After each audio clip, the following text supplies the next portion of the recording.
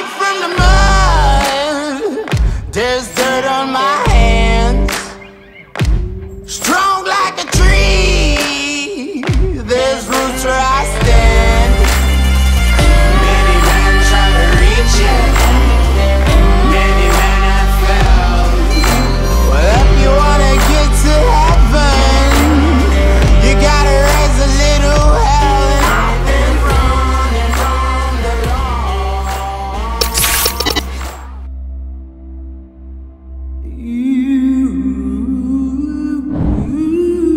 ساعت 11:34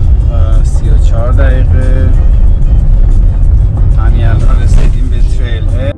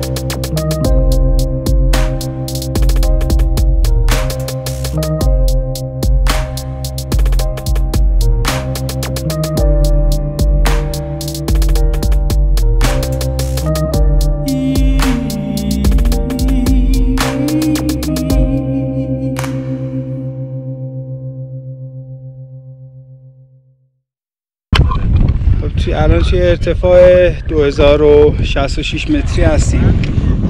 دیگه اینجا تصمیم گرفتیم که گیراب کنیم و رفاب کنیم و حرکت بیفتیم روی گلیشیر رو به سمت قله.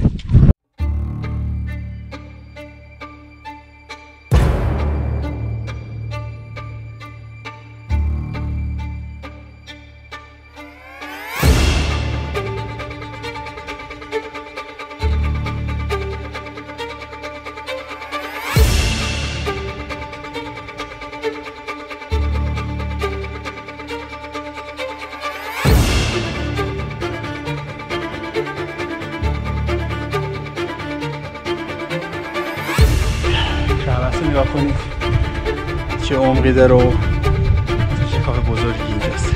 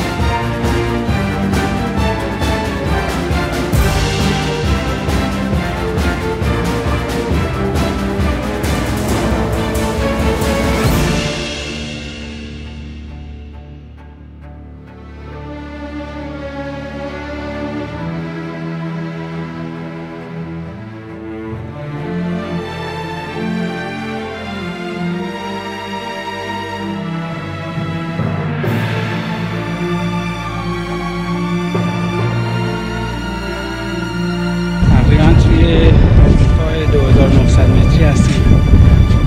یه بادی شروع شده اینجا و چند تا کرواس بزرگ رو کردیم. همونطور که می‌بینید اینجا بارونی هم گرفته. آقا کمال چطوره؟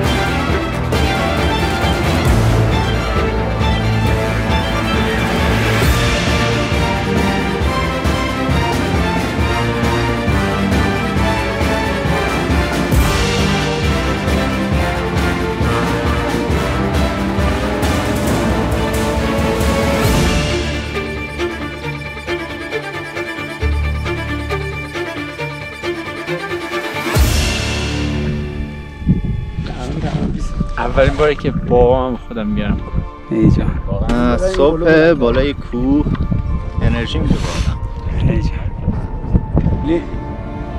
برای دوم سال میام اینجا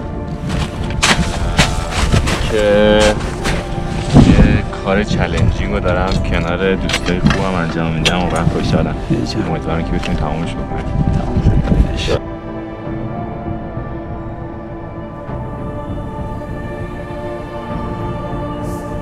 الان اومدیم توی دهانه آتشفشانی ماونت بیکر و میبینید که بخار گوگرد هم داره بلند میشه.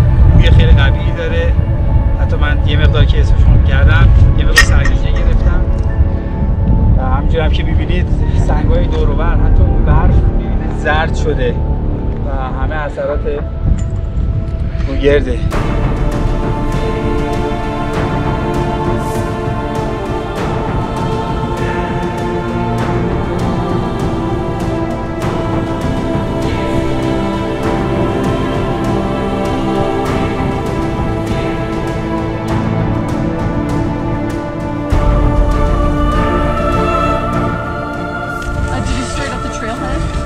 Yeah, nice. We did. Yeah. What about you? Yeah, I think we saw you guys. What time did you start? Midnight? Okay.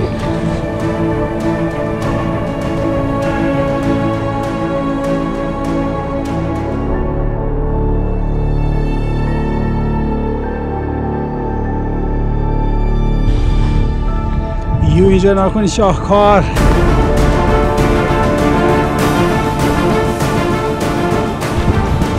باریکلا گروه آقا رسیدیم ماشاءالله.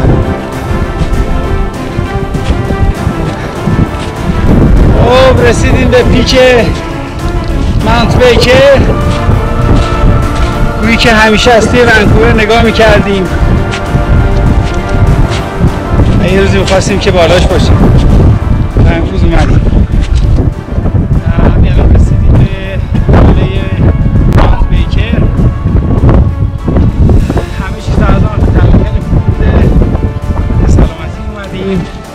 بذار من بچه هم یه فیلمی بگیرم و بهزاد خوشحالی بود واقعا.